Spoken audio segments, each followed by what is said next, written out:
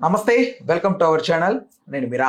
మొన్న కర్నూలు దగ్గర Kaveri bus travels ఘటనకు సంబంధించి అందరూ కూడా ఒక్కసారిగా ఉలిక్కి పడడం జరిగింది. ప్రధానంగా ప్రైవేట్ ట్రావెల్స్ అంటేనే అందరికీ ఒక భయం పుట్టుకొచ్చింది. అయితే ఇప్పుడు రానున్న బిగ్గెస్ట్ ఫెస్టివల్ అంటే సుమారుగా లక్షలాది మంది బస్సుల్లో అటు నుంచి ఇటు, ఇటు నుంచి అటు రాష్ట్రాల వారీగా సెలవులకి ఇంటికి వెళ్ళేది ఏదైనా ఉంది అంటే సంక్రాంతి పండుగ. అయితే ఇప్పుడు ప్రైవేట్ ట్రావెల్స్ కి పెద్ద ముప్పు రానున్నట్టుగా తెలుస్తోంది. అయితే ఓవరాల్ గా ఈ అంశానికి సంబంధించి అసలు ప్రజలు ఎలాంటి జాగ్రత్తలు తీసుకోవాలి, ప్రైవేట్ ట్రావెల్స్ మంచిదా లేకపోతే ఏంటి అసలు అనే అంశానికి సంబంధించి మనతో మాట్లాడడానికి సినీ మరియు రాజకీయ విశ్లేషకుడు దాస్ విజ్ఞాన్ గారు ఉన్నారు. ఆయనతో మాట్లాడదాం.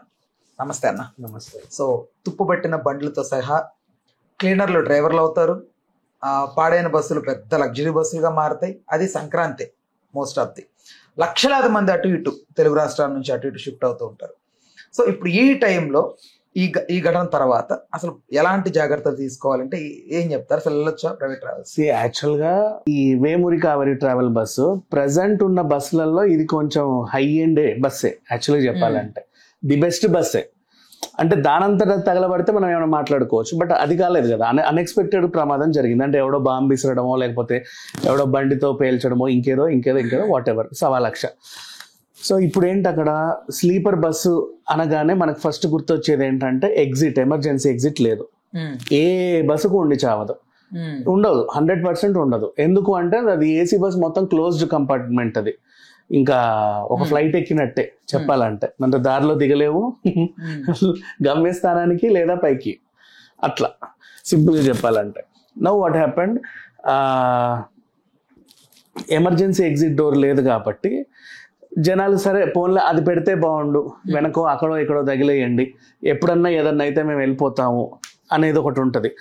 ముందు డ్రైవర్ దగ్గర కూడా ఒక డోర్ క్లోజ్ ఉంటుంది, మనకు తెలుసు. అది ఆయనే నొక్కాలి. ఇప్పుడు డ్రైవర్ ఉంటే అది ఇట్లా ముడతలు పడి తెరుచుకునేది, టీవీ ఉండే దగ్గర కంపార్ట్మెంట్ మనకి అతనికి ఉండేది. దాని తర్వాత బయట వేరే ఇంకో డోరు, అది ఎక్కి ఇది కూడా ఎక్కి లోపలికి రావాలి. ఇదేంటి, నువ్వు ఎక్కేటప్పుడే చాలా ఇబ్బంది పడతా ఉంటావు. ఎదురుగా ఎవరన్నా వస్తే నువ్వు వెళ్ళలేవు, వాడు పూర్తిగా దిగిన తర్వాత నువ్వు వెళ్ళాలి. ఎందుకంటే వాడి దగ్గర ఇంత మూట, నీ దగ్గర ఇంత మూట ఉంటుంది, మోస్ట్లీ ఇరికే ఉంటుంది. అయితే ఈ బస్సులను ఎక్కడ నాగాల్యాండ్లో ఎక్కడెక్కడెక్కడెక్కడో రిజిస్టర్ చేయిస్తున్నారు. ఎందుకు నాగాల్యాండ్ రిజిస్ట్రేషన్ అంటే, ఇక్కడ నువ్వు ఒక తెలుగు రాష్ట్రంలో రిజిస్ట్రేషన్ చేస్తే సీటింగ్కి ఇంత గ్యాప్ ఉండాలి, మధ్యలో ఇంత స్పేస్ ఉండాలి, ఇట్లాంటి కొన్ని రూల్స్ ఉన్నాయి. అండ్ 4-5 చోట ఎమర్జెన్సీ ఎగ్జిట్లు ఉండాలి, ఆ సుత్తులు అక్కడే పెట్టాలి. స్పేస్ ప్రకారంగా చెప్తే నీకు 32 సీట్స్ ఎంతో వస్తాయి బస్సుకి. వీళ్ళైన కొన్ని ఇప్పుడు నాగాల్యాండ్కి వెళ్ళి రిజిస్ట్రేషన్ చేయించుకోరు వాళ్ళు. ఇక్కడ ఉంటేనే కొంతమంది ఏజెంట్లు అక్కడ నుంచి పనిచేస్తూ ఉంటారు. నీ బస్సు పోదు నాగాల్యాండ్కి, సంవత్సరం 4 సార్లు కూడా పోదు.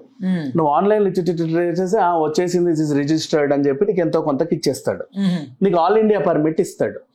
ఆల్ ఇండియా పర్మిట్ అంటే నువ్వు అన్ని రాష్ట్రాల్లో హ్యాపీగా తిరగచ్చు, నీ ఎవ్వడు ఆపడానికి లేదు. ఇప్పుడు ఇక్కడ నువ్వు రిజిస్ట్రేషన్ చేస్తే నెలకి 1,40,00,000, సంవత్సరానికి 1,40,00,000 వరకు ఎంతో ట్యాక్స్ కట్టాల్సి ఉంటుంది. అక్కడ రిజిస్ట్రేషన్ చేస్తే నీకు 20 లక్షలతో అయిపోతుంది మొత్తం ట్యాక్స్. తెలుగు రాష్ట్రాలకి ట్యాక్స్ ఉండదు, నేషనల్ పర్మిట్ కాబట్టి నేను ఆపడానికి ఎవడు ఉండడు, ఏమీ ఉండవు. అండ్ నాగాలాండ్ పర్మిషన్స్ తగ్గట్టు నీ బస్సు ఉందా లేదా సేఫ్టీ మెజర్స్ చూస్తారు. అది పట్టుకు చావదు. నీ దగ్గర ఎమర్జెన్సీ ఎగ్జిట్ ఉందా లేదా వాడు అడగడు, నువ్వు చెప్పవు. అక్కడ లేదు అడగడానికి కాబట్టి నీ బస్సుకి ప్రాబ్లం ఏం లేదు, రిజిస్టర్డ్ దేర్. నౌ 44 సీట్స్ ఎన్నో ఇరికిస్తాడు. అంటే నీకు బాగా గమనించు, పక్కన కూర్చున్న వాళ్ళు కూడా నువ్వు లేస్తే గానీ ఇంకోటి వెళ్ళి అక్కడ కిటికీ దగ్గర కూర్చోలేడు.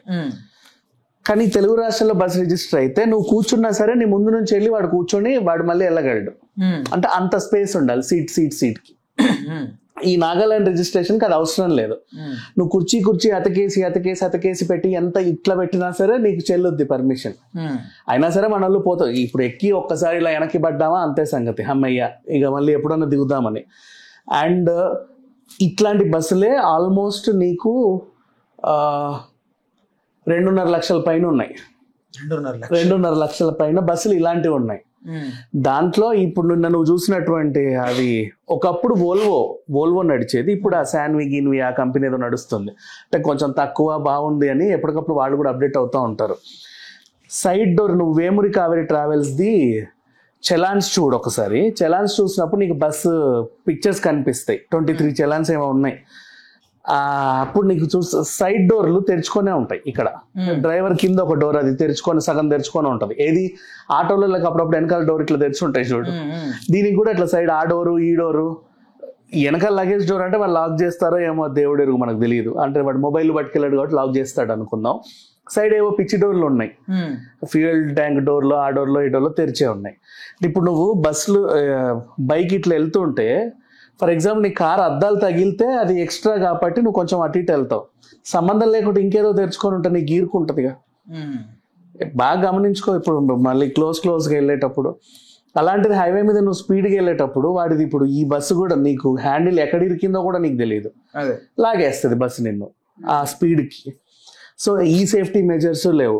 ఇప్పుడు ఒక ఫ్లైట్ వెళ్ళేటప్పుడు ఎంత జాగ్రత్త తీసుకుంటారో, బస్సే కదా అని చెప్పేసి చాలా లైట్ తీసుకుంటారు. అట్లా ఉంది ఇక్కడ పరిస్థితి. అండ్ మీకు ఇంకా బోల్డ్ అని ట్రావెల్ కంపెనీసే నీకు ఆల్మోస్ట్ ఒక 25,000 పైన ఉన్నాయి, 29,000 అబౌవ్ ఉన్నాయి ఓన్లీ ట్రావెల్ కంపెనీస్. ఒక్కొక్క ట్రావెల్కి మినిమం 4+ బస్సులు ఎక్కువే ఉన్నాయి. అందులో ఒకదానికి వాడు పర్మిషన్ తీసుకుంటాడు, ఎన్ని బస్సులన్నా నడుపుకుంటా ఉంటాడు. నీ సేఫ్టీ మెజర్స్ అన్ని ఒక బస్సు అంటే ఇప్పుడు ఈ బస్సుకు ఉన్నాయా లేదా నీకు ఉంటే చాలా అనమాట. తర్వాత అడిషనల్గా నువ్వు ఎన్నైనా జాయిన్ చేసుకోవచ్చు. ఎందుకు ఇంత చెప్తున్నావు అంటే ఇప్పుడు సంక్రాంతికి ఇప్పుడు మనం అనుకున్న తగలబడ్డ బస్సు ది బెస్ట్ బస్సే, కానీ సంక్రాంతికి దానికి మించిన చెండాలాలు ఎన్నో వస్తాయంటే అన్నీ వస్తాయి. ఊరికి దేశానికి ఎందుకు పనికిరాని బస్సులన్నీ రోడ్డు ఎక్కుతాయి అప్పుడే. నెంబర్ 1. Next efficient labour. ఇప్పటివరకు ఉన్న ఆర్టీసీ అంటావా, సీనియర్ డ్రైవర్లు ఉన్నారు కాబట్టి చల్తా. నెక్స్ట్ ప్రైవేట్ ట్రావెల్స్ కూడా స్టార్టింగ్ ఒక మంచి ట్రావెల్ కంపెనీ అనుకో, ఏది ఎక్కువ టూర్స్ వేసేది మంచి డ్రైవర్నే పెట్టుకుంటారు, దొరుకుతారు కాబట్టి ఎక్స్పీరియన్స్డ్. సీజన్లో నీకు డ్రైవర్ల కొరత వస్తుంది, ఎందుకంటే బస్సుల సంఖ్య పెరుగుద్ది. నువ్వు సంవత్సరం అంతా ఆ బస్సులు నడపలేవు. అప్పుడు నువ్వు సంక్రాంతి సీజన్కే రెంట్కి తెచ్చుకుంటావు. అప్పుడు నీకు మళ్ళీ ఏది ఫ్రీలాన్స్ డ్రైవర్లు కావాలి. ఫ్రీలాన్స్ డ్రైవర్లకి నువ్వు ఒడ్డు పొడుగు ఎక్స్పీరియన్స్ అన్ని చూడవు. స్టీరింగ్ ఇప్పుడు వచ్చారా, వచ్చండి అప్పుడప్పుడు తిప్పానండి అంటే సరిపోయింది, ఓకే నడు, అలా రోడ్డు ఎక్కుతారు. అప్పుడు నువ్వు మళ్ళీ ఈ హైవేలన్నీ తిరిగి ఎక్కడో దగ్గర ఏం చేస్తావో ఏమీ తెలియదు.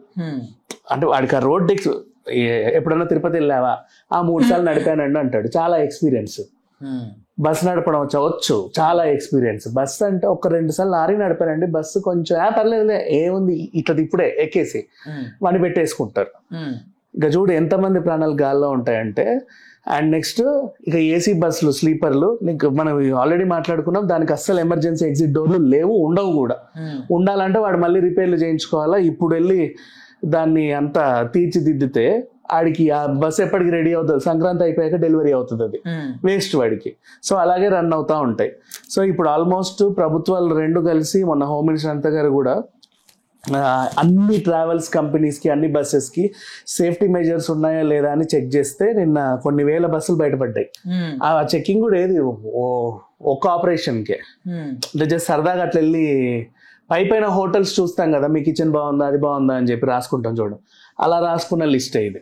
నువ్వు లోపలికి వెళ్ళి ప్రతిదీ చూసుకుంటూ పోతే ఆ బస్సులు ఏంటో తెలియదు. అండ్ ఇంకొకటి సర్వీసింగ్, మనం కారో బైకో కొనుక్కుంటే ఇన్ని కిలోమీటర్లకి ఒకసారి సర్వీసింగ్ చేసుకోండి అని ఉంటుంది, అవునా?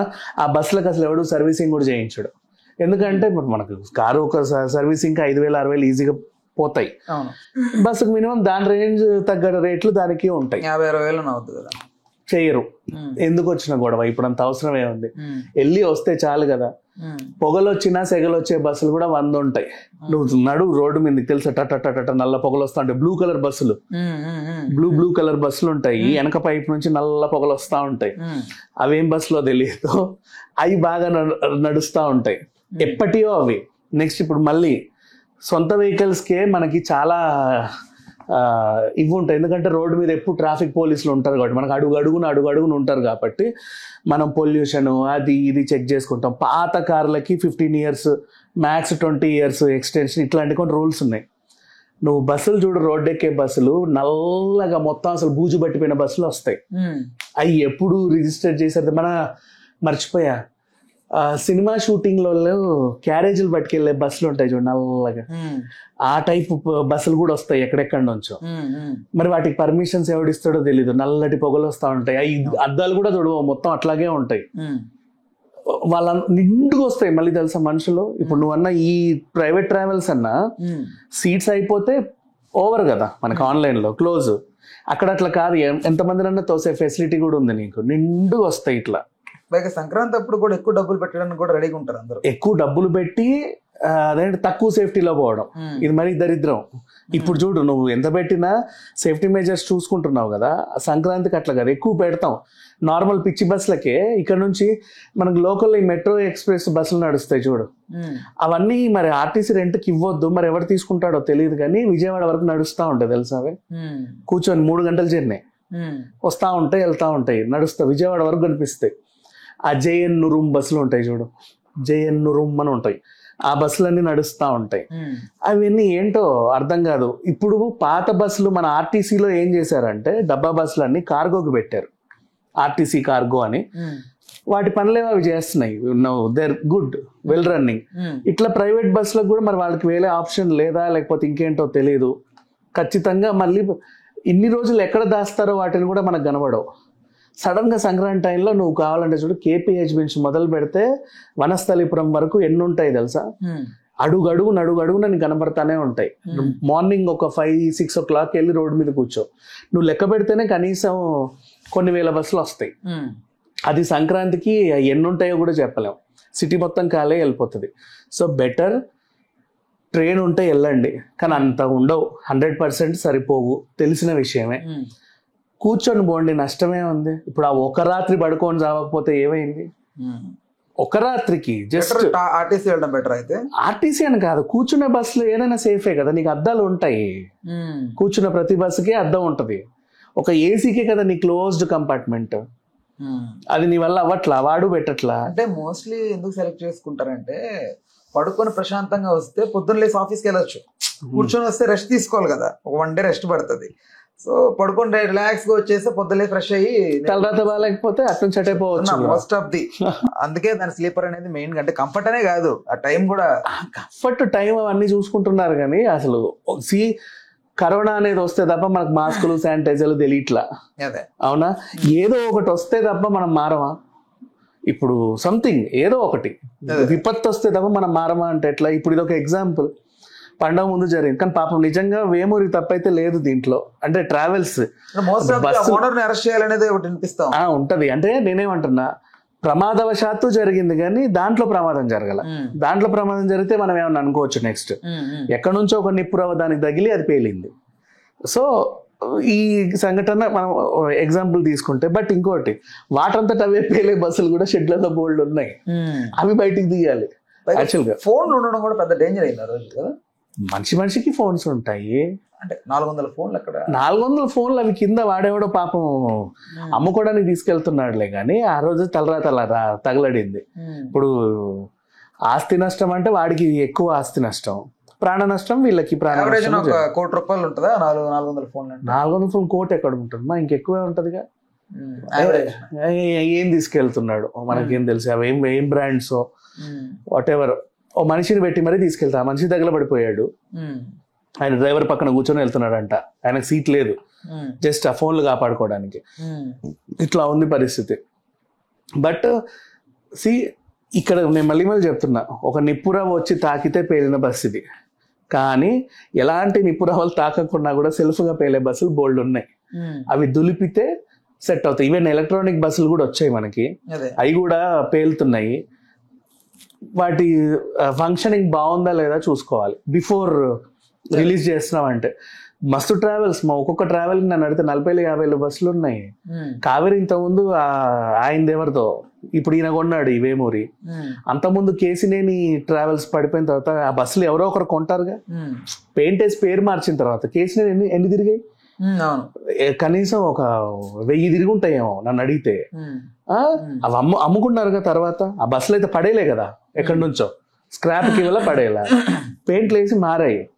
సో అది ఎవరు కొన్నారు, వాటి సర్వీసింగ్ బాగుందా? ఇంకా బోల్డ్ అనే ట్రావెల్స్, వాళ్ళ పేర్లు మనకి ఎందుకులే కానీ, అంటే ఎక్కువ ఉన్నాయి చెప్తాను. ఆరెంజ్ కానీ, జబ్బార్ ఇట్లాంటివి ఎక్కువ సంఖ్యలో బస్సులు ఉన్న సంస్థలు, వాళ్ళు కొంచెం చూసుకుంటే సెట్ అవుతాయి.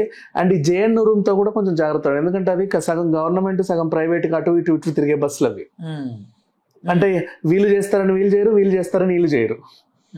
అక్కడ వస్తాయి సమస్యలు. ఎవరు చేయకపోతే అదేదో అయ్యిద్ది. అవి కూడా చూసుకోవాలి. మోస్ట్లీ కిటికీలు ఉన్న బస్సులో కూర్చొని వెళ్ళాను. పండకే కదా పోయేది, ఎందుకు అంతగానో? ఇంటికి వెళ్ళి కూడా రెస్ట్ తీసుకోవచ్చు కదా. చుట్టాలు ఉంటారు ఇంటి నిండా, నీకు అంత నడుము నొప్పి కాలు నొప్పి నొక్కే వాళ్ళు కూడా ఉంటారు ప్రేమతో. పండగ కాబట్టి అవసరమే లేదు. ఆ రోజు ఆ రాత్రి అక్కడ పడుకోకపోతే ఏమొచ్చింది. హలో, తెలుగు రాజ్యం ఛానల్ చూస్తున్నారా? సామాజిక రాజకీయ జీవన చిత్రణే తెలుగు రాజ్యం. అతిశయోక్తులు అసత్యాలు ఉండవు. రాజకీయ కోణం కాదు, ప్రజా కోణమే కొలబద్ద. తెలుగు రాజ్యం వీక్షణ మీ ఉత్తమ అభిరుచికి నిదర్శనం.